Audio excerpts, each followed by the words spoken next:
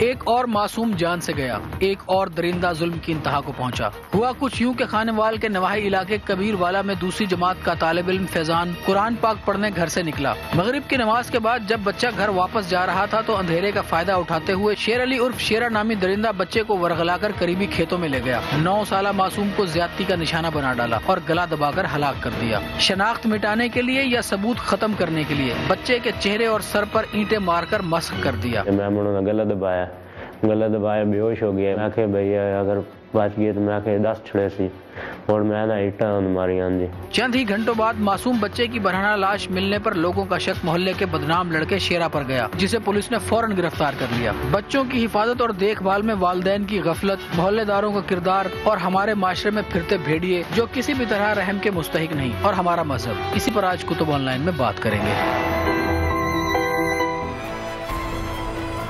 بسم اللہ الرحمن الرحیم، السلام علیکم ورحمۃ اللہ وبرکاتہ۔ اللہم صلی علی محمد وعلی محمد، رب اشرح لی صدری ویسر لی امری واحلل عقدۃ من لسانی یفقہوا قولی، آمین۔ خواتین و حضرات، آپ دیکھ رہے کتب آن لائن اور میں ہوں بلال کتب۔ مجھے لگتا ہے کہ اگر آج کے زمانے میں فرعون ہوتا یا قارون ہوتا تو شاید وہ بھی انتہائی معصوم ہستیوں میں سے ہمارے سامنے پیش ہوتے، کیونکہ جن امتوں کے لیے، ایک ایک امت کے لیے، ایک ایک غلطی کے لیے اللہ تعالیٰ نے ایک ایک نبی اور پیغمبر بھیجا، ان میں صرف ایک ایک غلطی تھی۔ کسی میں سود کی غلطی تھی، قوم تباہ ہو گئی، کسی میں چوری کی تھی، قوم تباہ ہو گئی، کوئی جھوٹ بولتا تھا، تباہ ہو گیا۔ کسی کی قوم کے لیے ایک حضرت لوط کو بھیجا گیا، کیونکہ ان میں ہم جنس پرستی کا ایک گناہ جو تھا وہ تھا، جو کہ اللہ کو منظور نہیں تھا۔ اگر آپ قرآن حکیم پڑھیے اور اس کی تفسیر دیکھیے تو آپ کو حیرت ہوگی کہ وہ لوگ جو یہ بدفعلی کرتے تھے وہ نبی کے ساتھ آرگومنٹ کس قدر منطقی طور پہ کرتے تھے۔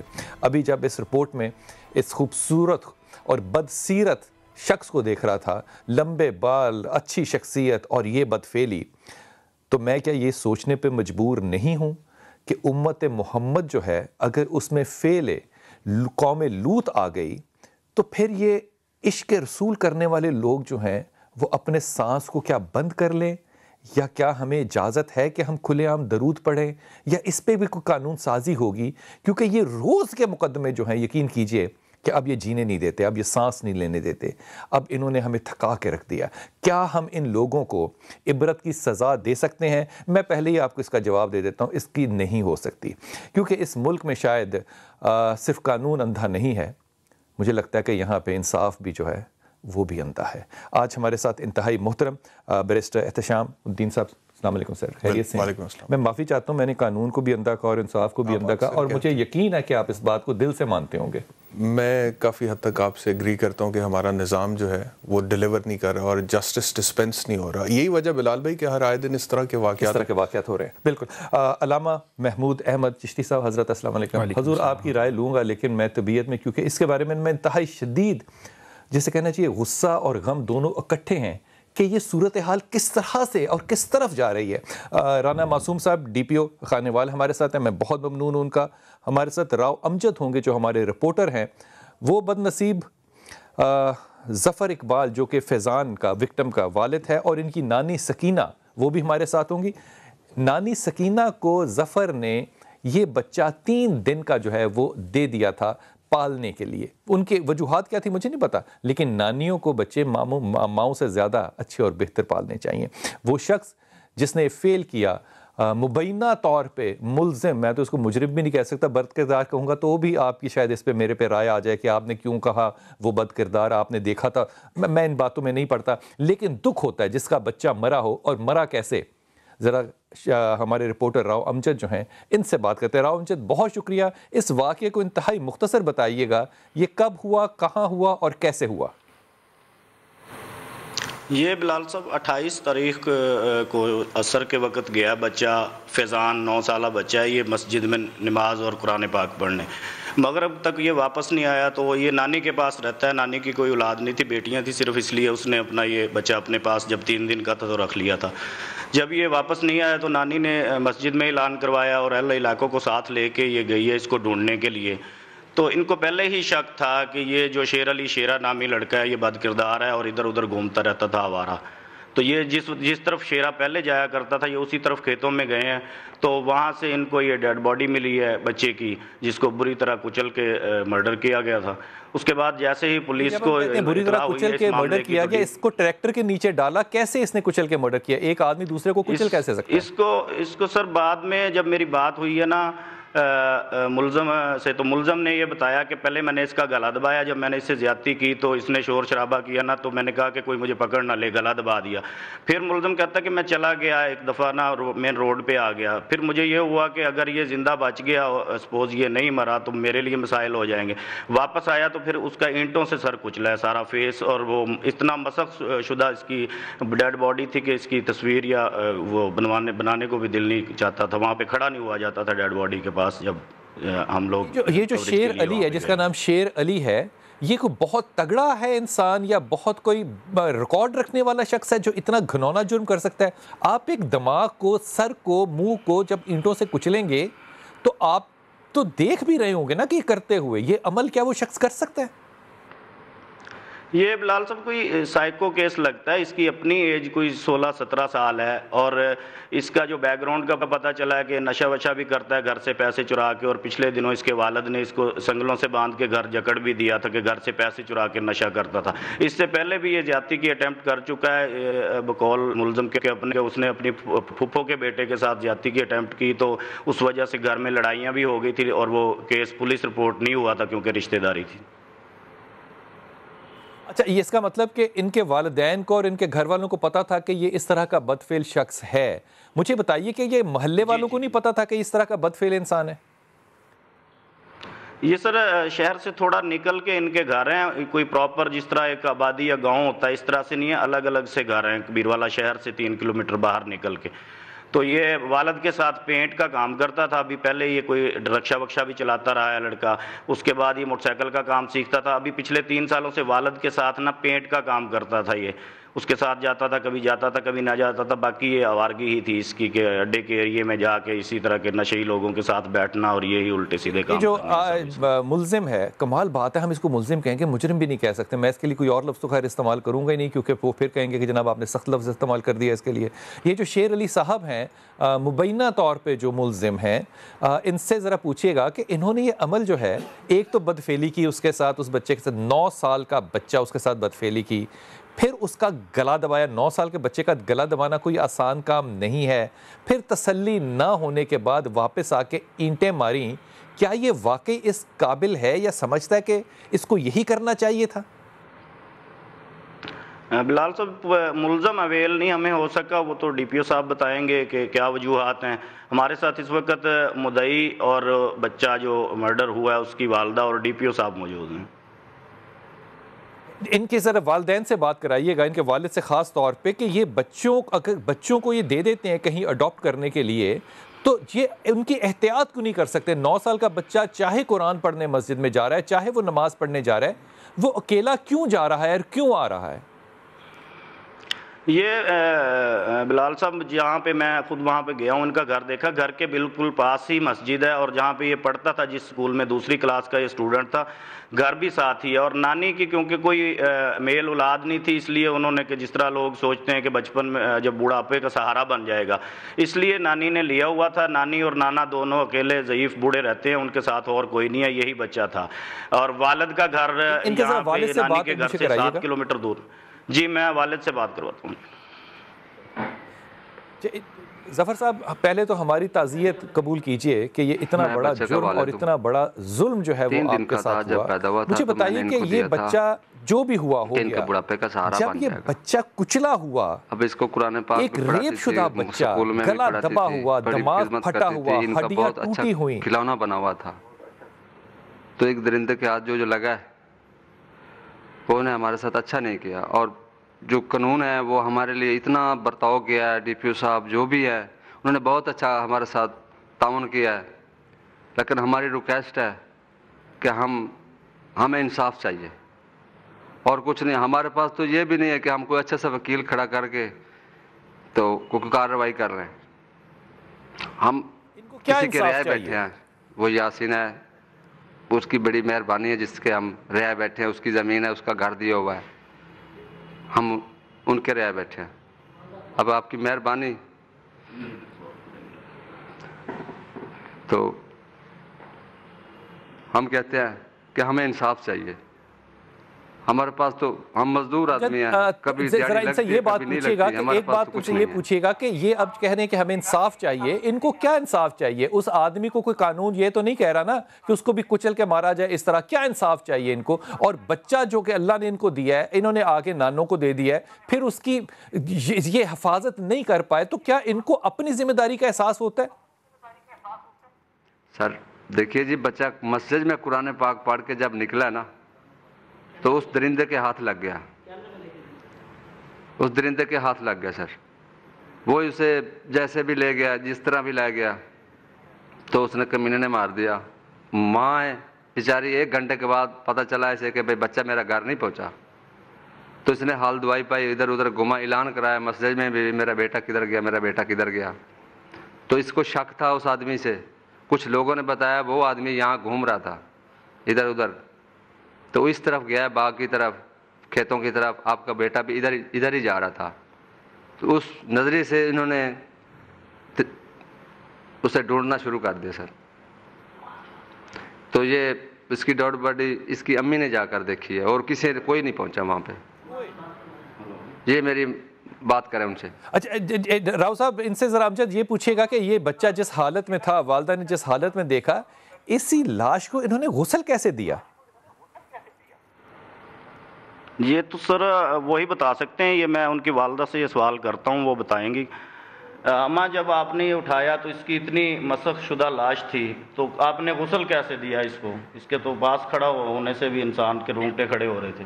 جی میرا بیٹا آئی, میں مانگتے بنے کللی ہویا آئی جی, میرا وسیلہ آئی, میں آسرے لگی ودیاں موں, میرا پترو میرا کوئی کماون والا کوئی نہیں, میرا مذہوب آدمی ہے, اسا مہنگ پہنتے کمنے ہیں, میرے کو تو کھان جوگی بھی کائی نہیں, جیڑی میں ایک ٹائم کھا لواں تے ایک ٹائم مینوں لبدی بھی نہیں. میں کہندے کو لاواں جی میری ہیلپ کرو, جو تسی نہیں کر سکتے جا کے میرے گھر ویکھ سکتے ہو. میرا مذہوب آدمی ہے پیا, میں آپ مذہوب ہاں, میری بالکل نظیر کام ہے, میں تیری میری کر کے اوکھی سوکھی, میں بیٹا بھی پالیا, میں آپ دا گھر دا سرکا چلایا اوکھیاں سوکھی, میں کتھوں پراں کاشا. امجد والدہ سے یہ پوچھیے گا کہ اب یہ کیا انصاف چاہتی ہیں کہ یہ جو ملزم ہے مبینہ طور پہ, اس کے ساتھ یہ نانی کیا چاہتی ہیں کہ کیا کیا جائے, کیسے ان کی تسلی ہوگی؟ کیا چاہتی ہیں ملزم کے ساتھ کیا ہونا چاہیے؟ میں آنیاں تے پھانسی چاڑو, میرے اور سامنے چاڑو, جو اگر نہیں کر سکتے اساں جیڑا نا بڑھڑی تے بوڑھا سا گڈی تلے سر دے چھڑے ساں, اساں گڈی تلے سر دے چھڑے ساں, ساڈی کرو حل پالا, ساڈی کرو. جی یہ نانی ہے بچے کی, اور ان کا یہ کہنا ہے کہ اگر ہمیں انصاف نہ ملا, امجد ذرا ان سے یہ پوچھیے گا کہ ان کو پتا تھا کہ یہ جو شیر علی ہے اس کا کردار محلے میں ٹھیک نہیں ہے, تو ان لوگوں نے کیا شیر علی کو کبھی اپنے معاشرے سے, محلے سے الگ کرنے کے لیے کوئی جد و جہد, کوئی بات, کوئی چیز کی؟ یہ سر میں نے پہلے بتایا کہ یہ محلہ کوئی پراپر گاؤں نہیں ہے, الگ الگ سے گھر ہیں. جہاں پہ شیر علی کا گھر ہے نا, وہاں پہ مین سوئی گیس کی جو سڑک گزر رہی ہے اس پہ اکیلا ان کا گھر ہے, ان کا کوئی پڑوس اڑوس ایسا نہیں ہے جہاں پہ کسی کو اس سے ڈسٹربنس ہوتی. یہ دوسرے علاقوں میں جا کے یہ والی کاروائیاں کرتا تھا. یہ مسجد ان کے گھر سے کتنی دور ہے جہاں بچہ جاتا تھا؟ مسجد بچے سے 1 ایکڑ کا فاصلہ بھی نہیں ہے سر. گھر سے نکلتے ہی مسجد ہے اور گھر سے نکلتے ہی اسکول ہے. وہ چاون والا چھوٹی سی ایک بستی ہے جہاں پہ ان کی رہائش ہے بچے کی. اچھا مجھے ایک بات بتائیے کہ ان لوگوں نے اپنے اس بچے کو, فیضان کو جب لیا, تو ان کا غم زیادہ ہے, غصہ زیادہ ہے, یا غربت نے یہ سارے جذبات مدھم کر دیے ہیں؟ یہ سر انتہائی غریب لوگ ہیں, ان کے پاس اپنا مکان بھی نہیں ہے, اور یہ مزیرے ہیں، کوئی رفیق آئی تھنک نام ہے اس کا جی، جس کے پاس جس نے چھوٹا سا ایک 2 مرلے کا ہے جگہ جس کے اندر انہوں نے کچی سی جھونپڑی بنا رکھی ہے. تو یہ اتنے ضعیف ہیں، بوڑھا بوڑھی، یہ اب کچھ کر بھی نہیں سکتے. ان کو لوگ گرد و نواح کے لوگ ہیلپ کرتے ہیں ان کی کھانے پینے کے لیے. اور ابھی انہوں نے جو مجھے بتایا کہ وہ یہ تو نہ کوئی اتنے پڑھے ہوئے ہیں، ان کو کچھ نہیں پتا، نہ یہ ان کے اندر اتنی استطاعت ہے کہ یہ لوگ وکیل رکھ لیں اپنا کیس فائٹ کرنے کے لیے. یہ صورتحال انہوں نے بتائی. اچھا مجھے نا امجد ایک بڑے ہی سینے پہ ہاتھ رکھ کے ایک باپ کی حیثیت سے میں بات آپ سے کر رہا ہوں، مجھے ایمانداری سے بتانا بات. مجھے لگتا ہے کہ غربت جو ہے نا وہ موت سے زیادہ بھاری ہے. ان کو شاید موت کا اور بچے کا اتنا زیادہ غم نہ ہو جتنا ان کو یہ غم ہوگا کہ ہماری رات کی روٹی، کل کی روٹی، پرسوں کی روٹی کہاں سے آئے گی. یہ حقیقت ہے اس معاشرے کی کہ جو غربت ہے وہ آپ کو انصاف کی طرف نہیں لے کے جاتی، وہ آپ کو ایمان کی طرف نہیں لے کے جاتی، وہ آپ کو روٹی کی طرف لے کر جاتی ہے. یہ اتنے غریب لوگ، اس کے باوجود جب یہ بچے کو قرآن پڑھنے، نماز کے لیے بھیج رہے ہیں تو ایک حصہ ایمان کا تو ان کا زندہ ہے نا. یہ کیا اس شخص کو فالو کرنے کی حیثیت رکھتے ہیں کہ اس مقدمے کے پیچھے جائیں، بھاگیں، یا نہیں رکھتے؟ ان کے پاس تو وہاں سے ڈی پی او آفس آنے کا یا تھانے جانے کا بھی کرایہ نہیں ہوتا. اہل علاقہ ان کو سپورٹ کرتے ہیں. اب جب سے یہ ہوا ہے یہ کرائم، تو میں نے آپ کو بتایا جی کہ ان کے پاس تو نہ اپنا گھر ہے، نہ ہی ان میں اتنی استطاعت ہے کہ ابھی وہ محنت مزدوری کر سکیں. جو نانا نانی جن کے پاس بچہ یہ تھا. آپ کی شیر علی کے گھر والوں سے کوئی بات ہوئی، ان کے بھائی بہنوں سے، باپ سے، ماں سے، ان کی اس بارے میں کیا رائے ہے اپنے بچے کے؟ والد صاحب ابھی ساتھ ہی ہیں، ابھی ان سے بات بھی ہوئی ہے. والد خانے وال کے ایریا میں ہے، آدھی والا جہاں پہ والد کی رہائش ہے. اس کے 2 بھائی اور ہیں چھوٹے، تو وہ تو خود انتہائی غریب ہیں. وہ تو باقی جو 2 بچے ہیں ان کی پرورش کے لیے محنت مزدوری کرتے ہیں. تو یہ تو بچہ بڑا یہی تھا. اور ایون آپ نے دیکھا ہوگا جو فوٹیج ملی ہے جس میں وہ ریڈی پہ کھیلتا ہوا جا رہا ہے، تو وہ چارہ لینے جا رہا ہے. یہ بچہ ابھی سے اپنے نانا نانی کو سپورٹ کرتا تھا. ایون یہ اپنے نانا نانی اور گھر والوں کی امید تھا کہ 2-4 سال میں یہ بڑا ہو جائے گا تو سارے گھر کا خرچہ یہی چلائے گا. اچھا مجھے ایک جملہ صرف بتانا، یہ بتاؤ کہ اس علاقے میں، اس جگہ میں یہ کتنا زیادہ اچنبا ہے، حیرت کی بات ہے ان لوگوں کے لیے یہ، یا ان لوگوں کے لیے یہ حیرت کی بات نہیں ہے؟ یہ اپنی نوعیت کا ایک بھیانک اور شرمناک واقعات تو پہلے بھی کبیروالا میں ہوتے رہتے ہیں، کیونکہ پسماندہ علاقہ ہے. یہاں پہ مرڈر، غیرت کے نام پہ قتل اور سارے ایسے واقعات ہوتے رہتے ہیں. لیکن یہ اپنی نوعیت کا ایک بھیانک واقعہ ہے جس نے سارے علاقے میں لوگوں کے رونگٹے کھڑے کر دیے ہیں اور لوگ حیران پریشان ہیں. اور اس میں جو سب سے افسوسناک بات ہے وہ بالکل بچے کے گھر کے ساتھ سکول ہے. جب بچے کی ڈیڈ باڈی گھر آئی اور لوگ اکٹھے ہو رہے تھے تو سکول سے جو بچے آ رہے تھے چھوٹے چھوٹے، ان کو کوئی سمجھ نہیں آ رہی تھی کہ یہ کیا ہو رہا ہے. تو لوگ تو یہی حیران ہے کہ اس علاقے میں چھوٹے بچوں کے ذہن پہ کیا اثر پڑے گا اس واقعہ کا. پہلے آپ میرے ساتھ رہیے گا، میں چھوٹے سے وقفے، لیکن وقفے سے جب واپس آئیں گے تو رانا معصوم جو ڈی پی او ہیں خانے وال کے، وہ ہمارے ساتھ ہوگے، ان سے بات کرتے ہیں. وقفہ لیجئے اور ذرا سوچئے کہ بچوں کی حفاظت کیا ہماری ذمہ داری ہے، حکومت کی، یا شاید یہی ہمارا مقدر ہے. اب بسم اللہ الرحمن الرحیم. خواتین، یہ جو شیر علی نام ہے، عرف شیرہ جو کہتے ہیں اس کو، یہ کوئی پہلا اس کا حادثہ یا واقعہ نہیں ہے. پتہ نہیں کتنے انجانے میں یہ واقعہ جو ہے وہ کر چکا ہو، لیکن صرف انسانوں کے ساتھ نہیں، اس کے اوپر مبینہ طور پہ یہ عام لوگوں کو علم ہے کہ یہ جانوروں کے ساتھ بھی یہ بدفعلی کرتا رہا ہے، یہ بچوں کے ساتھ بھی کرتا رہا ہے. اب یہ صرف پکڑا گیا ہے. اور دلیری ذرا غور فرمائیے کہ شیر علی جب پکڑا گیا تو اس نے جو بیان دیا اسے سنیے.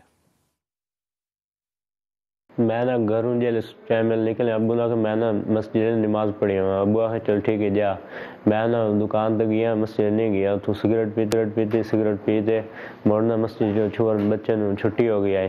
اور جس ٹائم میں نا وہ دکان کو لایا، میں بھائی پیسے میں آخر میں پیسے دے سب بھائی فلانی تھان پہ چل ہو تو بھائی اسکول پچھوں وہ نہ اتھا گیا ہی پیا. میں انہوں آ کے بھائی برے کام دے پارو آ کے اس آ کے پہلے تو آخر نہیں مڑا چل ٹھیک ہے. مڑ جل میں کرنے لگا اس آ کے تو میں نہیں ویٹ کر اس مڑنا حال داڑ گتی آئی جا. مڑ میں ڈر گیا. میں کہ دسے سی میں مڑنا گلا دبایا بے ہوش ہو گیا. میں کہ بھائی اگر بچ گئے تو میں کہ 10 چھڑے سی. مڑ میں نا اٹاں ماریاں. جی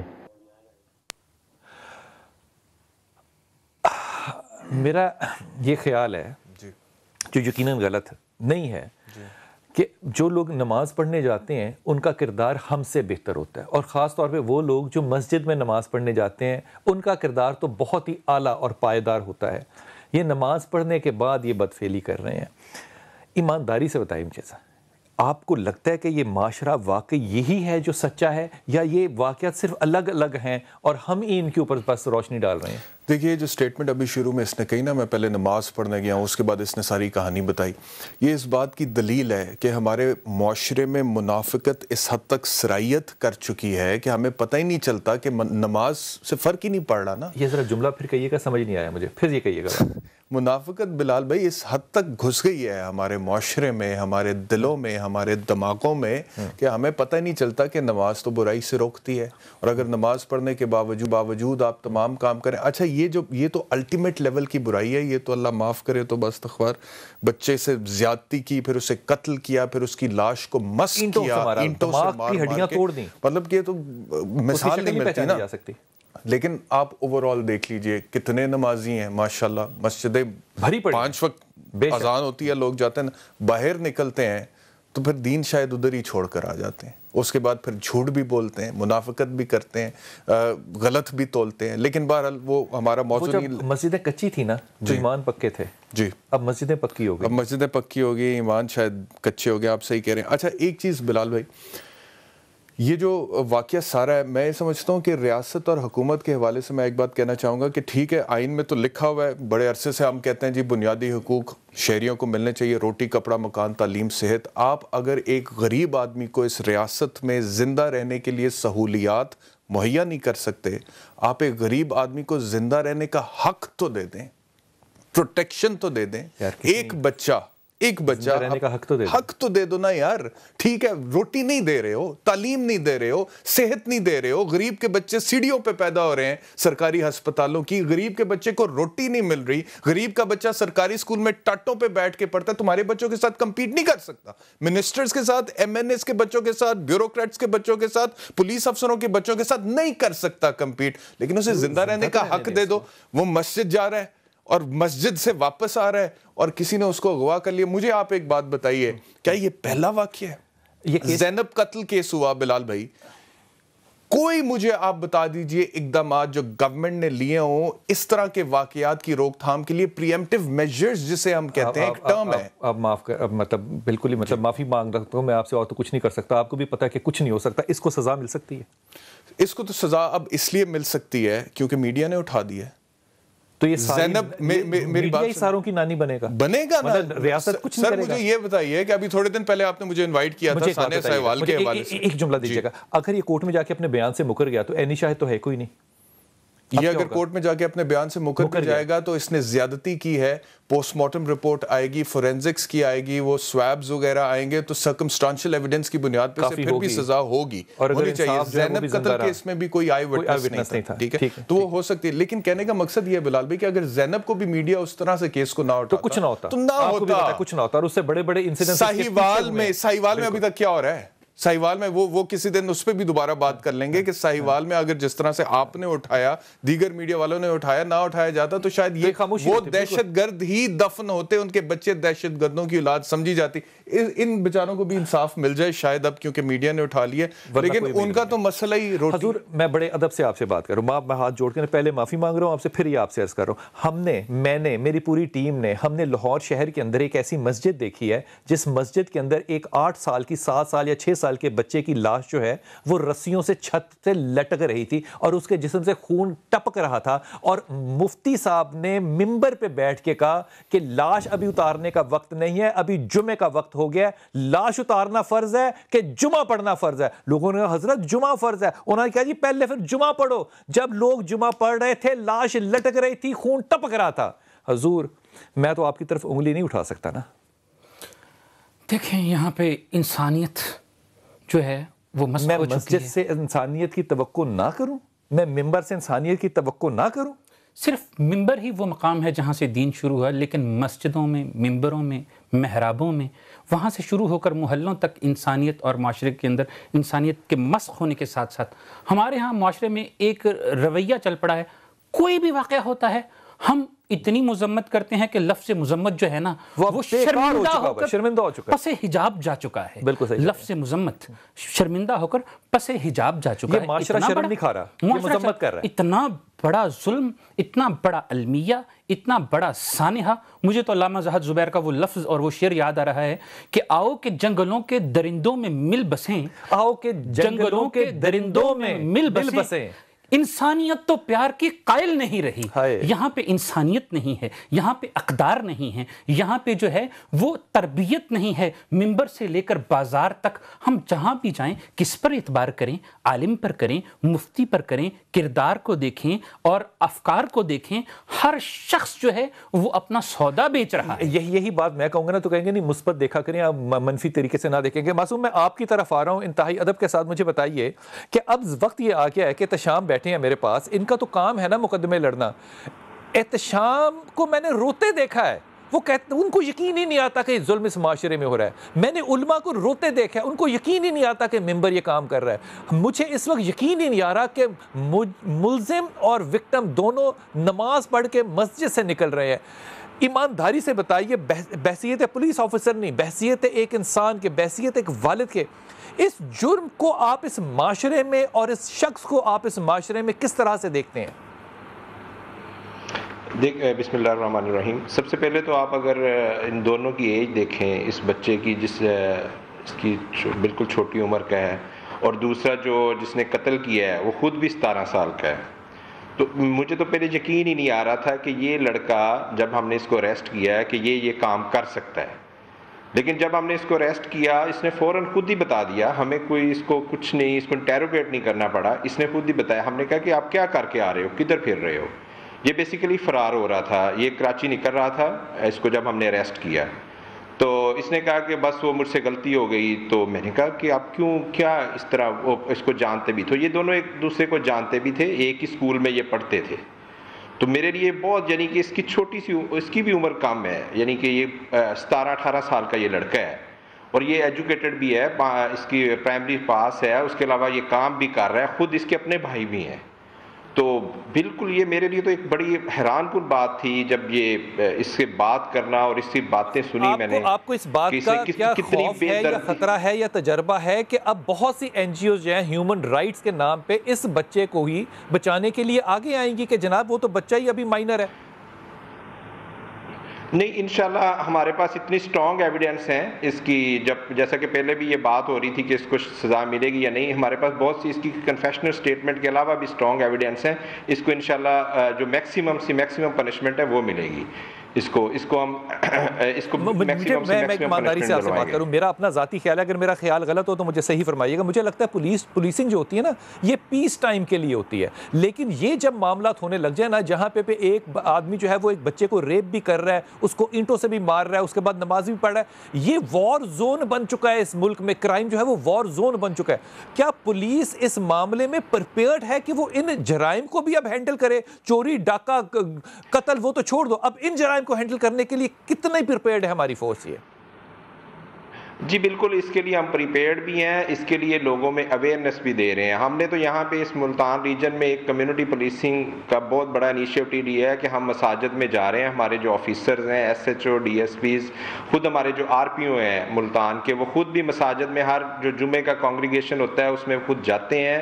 اس میں لوگوں کو جو بیسک رائٹس ہیں ان کے بارے میں بتاتے ہیں، اور یہ ان کے سب سے اویئرنیس پیدا کر رہے ہیں کہ اگر خدا نخواستہ آپ کے ساتھ کوئی ایشو ہوتا ہے تو آپ سب سے پہلے پولیس کو بتائیں. اب آپ اس کیس میں دیکھیں، بچہ مغرب کے وقت مس ہو گیا، پیرنٹس خود ڈھونڈ رہے ہیں، جو اس کی والدہ، پولیس کو کسی نے نہیں بتایا. اگر یہ بتا دیتے، ہو سکتا ہے کہ ہم اس کو جلدی ڈھونڈنے میں کامیاب ہو جاتے، یہ قتل کرنے میں کامیاب نہ ہوتا ہے، کیونکہ اس نے پہلے اس کا گلا دبایا ہے، بعد میں یہ اس کی اینٹ لے کر آیا اور پھر اس کو انشور کیا کہ اس کی ڈیتھ ہو جائے تاکہ اس کے ثبوت مٹ جائیں.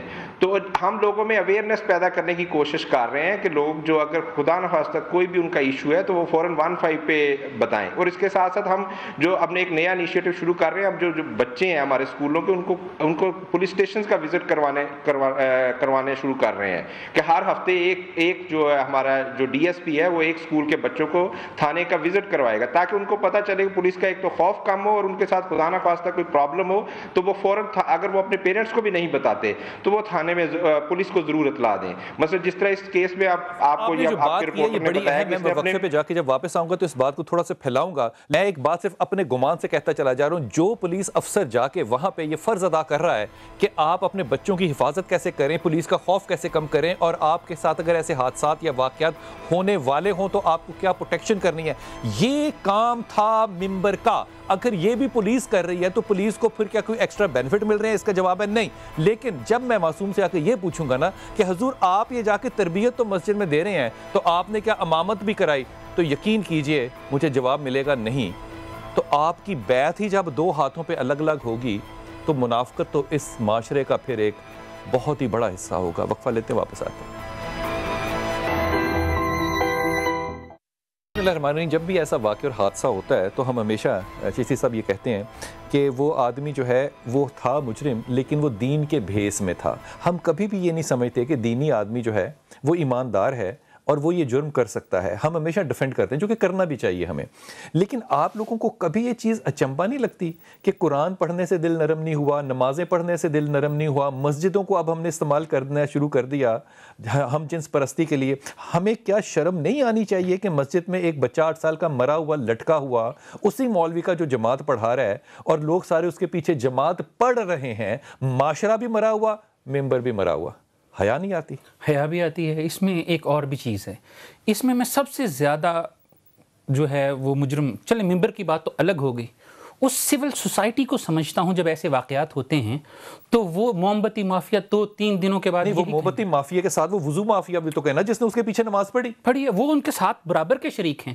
یہاں پہ ایک اور میں بچہ لٹک رہا وضو کر کے سمجھ رہے ہیں کہ میں نے پیچھے نماز پڑھی, مطلب کمال نہیں ہو گئی یہ بات, کمال کا ظلم ہو گیا نا, اس سے آگے تو کوئی ظلم ہے ہی نہیں. تو پھر موم بتی مافیا کیوں غلط ہے؟ نہ اس نے وضو کیا, نہ وہ مسجد میں گیا, نہ اس نے نماز پڑھنی ہے, وہ صرف آ رہا ہے اس بات کے لیے کہنے کے لیے کہ جناب آپ یہ ظلم کر رہے ہیں. وہ یہ نہ کہیں نہیں, اس واقعے کی بات یہ جو 16 سال کا لڑکا ہے اس کے پیچھے سینکڑوں لوگ کھڑے ہو جائیں گے. مجھے ایک بات ہے, میں ادب سے کہہ رہا ہوں, اگر میری غلطی ہے تو میں معافی مانگتا ہوں, ساروں سے, سارے پاکستان سے معافی مانگتا ہوں. مجھے بات بتائیں, موم بتی مافیا نے کبھی یہ نہیں کیا کہ لبرٹی چوک میں موم بتی مافیا نے یہ کیا ہو کہ موم بتی کے بعد انہوں نے جا کے بچے ریپ کیے ہوں, جبکہ وضو والا جو مافیا, میں معافی کے ساتھ کہہ رہا ہوں, یہ میں تنزن کہہ رہا ہوں, یہ میں 25 واقعے آپ کے پاس لاہور میں لے کر آ سکتا ہوں. وہ مافیا یہ مافیا نہیں ہے, یہ بھی مافیا ہے, یہ بھی ریکارڈڈ ہے, اس میں خاص ایک طبقہ ہے جو طبقہ یہ کرتا. تو موم بتی میں خاص طبقہ کیوں نہیں ہے؟ وہ دشمن ہے ہمارا. یار کمال ہو گئی, خاص طبقہ ایک شخص اگر آواز اٹھا رہا ہے کسی کے لیے بھی معاشرے میں, سول سوسائٹی اٹھ کے کھڑی ہو جائے گی ملزم کو بیک کرنے کے لیے. سول سوسائٹی ہے, وہ سول سوسائٹی ہے, وضو سول سوسائٹی ہے, وضو سول سوسائٹی ہے, لیکن ہم اسے صرف مذہب کی وجہ سے ڈیفینڈ کرتے ہیں. وگرنہ ہونا تو یہ چاہیے کہ وہ جو سول سوسائٹی ہے وہ یہ اقدام اٹھائے کہ اب یہ معاملات ہم ممبر سے شروع کریں گے تاکہ ممبر سے لے کر بازار تک یہ جرم, یہ ظلم, یہ زیادتی, یہ تشدد کبھی رونما نہ ہو. ممبر نے اگر کر دیا نا تو میں پھر خدا کی قسم میں نفل پڑھنے نا حرم چلا جاؤں گا. بے شک, جب لوگ کھڑے ہوتے ہیں نا, جب کھڑے ہوتے ہیں نا لوگ کسی کے انصاف کے لیے, کسی کی آواز بن کے, میں کہتا ہوں جی دل میں ان کے منافقت ہو, میں نہیں چاہتا کہ کوئی بچہ جو ہے وہ کامیاب ہو, میں اس کے لیے لیکن موم بتی کھڑا ہو. میں نے اس کو مافیا کیوں کہنا شروع کر دیا؟ یہ کیسا مافیا ہے؟ یہ آواز اٹھا رہا ہے یار. یہ تو مولانا صاحب بتائیں گے کہ انہوں نے کیوں موم بتی مافیا کا ورڈ استعمال کیا. لوگ کھڑے ہوں گے. کیا آپ مجھے وہ واقعہ جو بتا رہے ہیں کہ وہ بچہ لٹک رہا تھا, ابھی ہم یہی ڈسکشن کر رہے تھے, اس کا رزلٹ کیا نکلا؟ جو کسی کی آواز بنتا ہے وہ مافیا بن جاتا ہے. آواز وہ رک جاتا ہے نا, بات یہی تو معاملہ ہے کہ آواز بننے کے بعد سٹاپ ہو جاتی ہے. 1450 سال سے ممبر رکا ہوا ہے, اس کو مافیا کیوں نہیں ہم کہتے؟ اس کو کیونکہ میں موت سے ڈرتا ہوں. میں آپ کو بتا رہا ہوں, کیونکہ میں موت سے ڈرتا ہوں, میں آپ سے ڈرتا ہوں, اس لیے میں نہیں کہوں گا. میں موم بتی والے سے نہیں ڈرتا, اس لیے میں اس کو مافیا کہوں گا. بے شک, اس میں بھی کوئی شک نہیں. تو حضور نرم دل کس کا تھا, عمر خطاب کا یا یزید کا؟ خدا کا انصاف کرنا ہے. اب کیونکہ آپ اتنی دلیری سے بات کر رہے ہیں تو تھوڑی سی دلیری میں بھی دکھا دوں. میرے خیال میں یہ موم بتی مافیا جسے کہا جاتا ہے نا, ہوں گی کچھ ان کی بھی نیگیٹو پوائنٹس ہوں گے اور اس کے اوپر ہم ان پر تنقید بھی کرتے ہیں. ساتھ نہیں دیتے. بات تو جتنا بھی کرتے ہیں وہ تو ایمان کا بھی تقاضا ہے, ہاں ایمان کا بھی تقاضا ہے کہ اگر طاقت ہے تو پھر ہاتھ سے روکو, نہیں تو زبان سے روکو, نہیں تو دل میں برا کرو, جتنا بھی ساتھ دیتے ہیں دے دیتے ہیں, لیکن نیگیٹو پوائنٹس ان کے اپنی جگہ. لیکن اس موم بتی مافیا کو ہم نے یہ نہیں کبھی دیکھا کہ انہوں نے احتجاج کرتے ہوئے گاڑیاں روک کر شیشے توڑ دی ہوں, سرکاری اور نجی املاک کو نقصان پہنچایا. دیکھا کہ وہ ایک نعرہ لگائیں, اس کے بعد دروازہ کھول کے ایک عورت کو باہر نکالیں اور اس کو اس لیے مارے کیونکہ ان کو رسول سے محبت مجھ سے زیادہ ہے. بالکل ٹھیک ہے, خدا کا نام لے, اس کا مطلب یہ ہے بلال بھی, اس کا مطلب یہ ہے کہ پرابلم یہ ہے کہ جو آئیڈینٹیفائی ہم کرنے کی کوشش کر رہے ہیں نا کہ مسئلہ کہاں پر ہے, وجہ کیا ہے مسئلے کی, اس کو ہم سے یہ آئیڈینٹیفائی نہیں کر رہے. وہ کہاں پر ہے؟ جیسے آپ نے ابھی یہ اشارہ کیا ہے لا اینڈ آرڈر کی طرف میں نے اشارہ کیا ہے, اسی طرح ہمیں یہ دیکھنا ہے کہ وہ تمام جگہیں جہاں پر ایجوکیشن نہیں ہے, اویئرنیس نہیں ہے, مذہب کو صحیح پڑھایا نہیں جا رہا, سکھایا نہیں جا رہا, سمجھایا نہیں جا رہا. نماز پڑھنے کے بعد بھی کوئی شخص جا کے کسی بچے کو قتل کر آتا ہے تو اس کا مطلب ہے کہ مذہب کمیونیکیٹ نہیں ہو رہا نا, اسلام کمیونیکیٹ نہیں ہو رہا. ایک سوال ہے, کیا کوسچن مارک صرف منبر و محراب پہ ہے یا معاشرے پہ بھی ہے, لا اینڈ آرڈر پہ بھی ہے, ہماری سوسائٹی پہ بھی ہے؟ وہ تو پہلے بات ہے نا. ایک سیکنڈ میں اس کا جواب دوں گا. ممبر پہ ہے, کسی پہ اور نہیں ہے, کیونکہ ممبر استاد ہے, ممبر میرا باپ ہے, ممبر میری ماں ہے. اگر ممبر نے ذمہ داری لی ہوتی تو آج میری تربیت مختلف ہوتی, اور اگر نہیں ہے تو میں اپنے ابو سے کہوں گا کہ ابو جانا آپ نے مجھے کیوں صحیح تربیت نہیں کی. لیکن انسٹیٹیوشن صرف ممبر نہیں ہے. سوال یہاں پہ یہ ہے, پہلی تربیت ہم گھر سے لیتے ہیں, معاشرے سے لیتے ہیں, وہ گھر سے جو تربیت لینی ہے اس کی تربیت بھی ممبر نے کی ہے, میری ماں کی تربیت بھی ممبر نے کی ہے. نہیں, یہ ہم آدم سے تربیت لیتے چلے آ رہے ہیں, ایسا نہیں. کس نے کرنی ہے؟ کتنی ماؤں کی تربیت سے, کتنی مائیں ممبر کی تربیت سے فیض یاب ہوئی ہیں؟ فیض نیت ہے, فیض کا میں جج نہیں ہوں کہ فیض ہوا کہ نہیں. عصر حاضر کی بات میں کر رہا ہوں, کتنی مائیں ہیں جو عصر حاضر میں ممبر سے تربیت لے رہی ہیں, اور کتنی مائیں ایسی ہیں جو بیٹوں کو گود میں بٹھا کر ممبر پہ جاتی ہیں.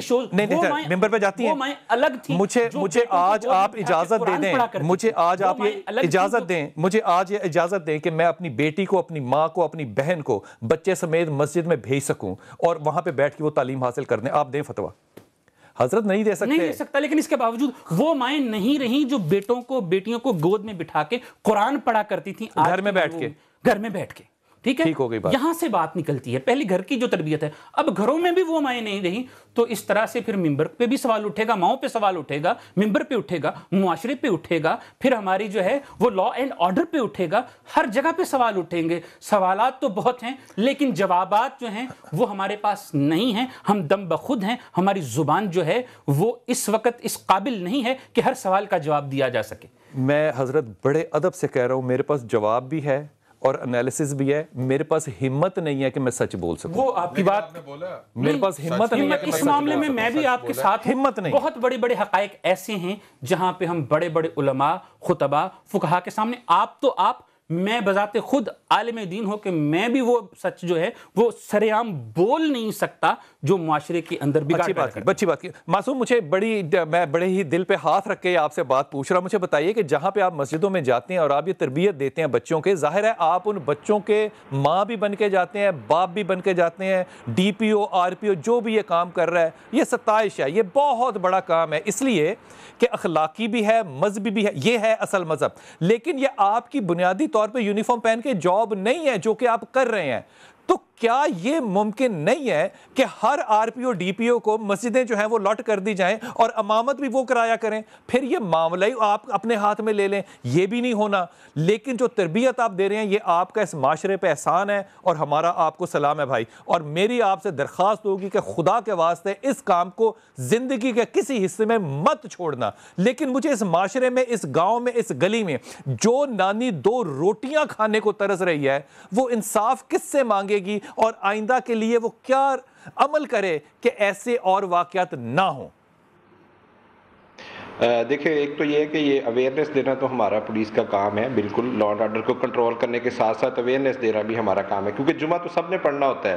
اگر ہم 10 منٹ اگر ادھر لوگوں کو ان کی تربیت بھی کر دیں تو یہ میرا خیال ہے کہ یہ ایڈیشن ہو جائے گی. اس میں ہم کچھ چیزیں بیسکس بتاتے ہیں, ایریل فائرنگ کے متعلق بتاتے ہیں, ہیلمٹ کے استعمال کے بارے میں بتا رہے ہیں کہ ہیلمٹ کے فائدے کیا ہیں, بچوں پہ نظر رکھنے کی, ان کی ایکٹیویٹیز پہ نظر رکھنے کے بارے میں بتا رہے ہیں.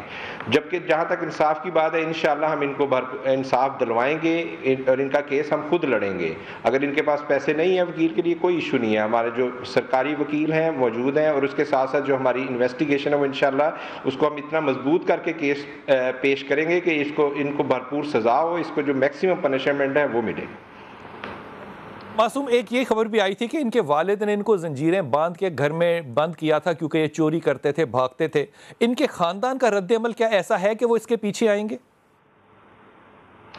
جی اس کے بالکل یہ صحیح بات ہے. یہ اس ملزم نے خود ہی مجھے بتایا ہے کہ مجھے 1 ماہ سے میرے والد نے باندھا ہوا تھا اور میں آج ہی نکلا ہوں. آج میں اپنے والد کو بتا کے گیا ہوں کہ میں نماز پڑھنے جا رہا ہوں, اور پھر میں نے سگریٹ لی ہے, اور اس کے بعد یہ جو اس نے کام کیا ہے, یہ جو اندوناک کام کیا ہے, میرا خیال کم چانسز ہیں کہ وہ اس کیس کو بہت زیادہ پرسو کریں گے. وہ بھی کوئی بہت زیادہ اچھی فیملی سے, رچ فیملی سے تعلق نہیں ہے, سیم سوشل سٹیٹس کے دونوں جو فیملیز ہیں. اور ابھی اس کی ہم مزید انٹیروگیشن بھی کریں گے کہ ہو سکتا ہے کہ کوئی اور بھی کیس اس کا نکل آئے جس طرح یہ بتا رہے ہیں. بہت شکریہ, اور اس اپنے کام کو جاری رکھیں. حضرت آپ کی طرف, آپ دونوں کی طرف ایک ہی طرف, باپ نے اس کو کھولا زنجیر کو, کس لیے کھولا؟ بیٹا کہہ رہے ہیں میں مسجد میں نماز پڑھنے جا رہا ہوں, باپ کہتا نماز نہ پڑھ, بعد پہ فتویٰ لگ جاتا. یہ معاشرہ ایسا ہے نا. اب وہ نماز کو بہانہ بنا کر جا کر یہ قتل کر کے آ گیا. مجھے ذرا اس پہ 2 جملے کہیے. اس کے اوپر یہی ہے کہ دیکھیے, میں نے پہلے بھی آپ سے عرض کیا کہ ہمیں دین کو صحیح طریقے سے جب تک ہم کمیونیکیٹ نہیں کریں گے نا اپنے بچوں کو, نماز صرف یہ نہیں ہے کہ آپ نے 5 وقت کھڑے ہو کر چند وہ حرکات و سکنات کرنی ہے فزیکلی اور پھر آپ کا عمل. آپ نے نماز کا مقصد جب تک آپ نہیں سمجھائیں گے بچوں کو کہ بیٹا یہ اس لیے پڑھی جاتی ہے کہ ہم نے یہ یاد رکھنا ہے کہ وہ اللہ جو ہمارا خالق ہے اس نے ہمیں اس دنیا میں بھیجا ہے اچھے کام کرنے کے لیے, برائی سے بچنے کے لیے, اور یہ برا کام ہے یہ اچھا کام ہے, تب تک وہ نماز ویسی پڑھے گا کوئی فائدہ نہیں. آپ کی زبان سے بات بڑی حالہ نکلتی. حضرت, کیا میں اس بچے کو یہ کہہ سکتا تھا کہ تو نماز نہ پڑھ لیکن یہ بھی نہ کر؟ بے شک کہا جا سکتا ہے, بہت بڑی بات ہے. میں کہنے لگا ہوں شاید مجھ پہ سوال اٹھ جائے, لیکن نماز جو ہے وہ فرض ہونے کے باوجود ایسے مقامات پہ اگر اسے 1 مہینے سے روکا گیا ہے, جس نے نماز کو ریزن بنا کے اتنا بڑا جرم کیا ہے, اسے روکا نماز نہ پڑھنا ہی ٹھیک تھا. ٹھیک ہے, یہ بھی کہنے پہ آپ پہ بھی بلال بھائی سوال اٹھے گا. بس جو ہے یہ بہت بڑا غلط حرکت اور فیل کیا ہے, جس کی جتنی بھی مذمت کر لی جائے کم ہے. بہت شکریہ, بہت شکریہ. اور میں انتہائی جاتے ہوئے اپنے دوست, اپنے بھائی, اپنے بچے اویس کو تمام دل کی اتھر گہرائیوں سے ویل وش کرتا ہوں کہ وہ اپنے نئے کیریئر میں کامیاب ہو. آج اس کا ہمارے ساتھ آخری دن ہے, اس کی کنٹریبیوشن ہمیں ہمیشہ یاد رہے گی. اللہ آپ کو نماز پڑھنے کی بھی تلقین کرے, اور اللہ آپ کو کردار کی بھی تکمیل کرنے کی انشاءاللہ تعالی پوری توفیق دے. آمین.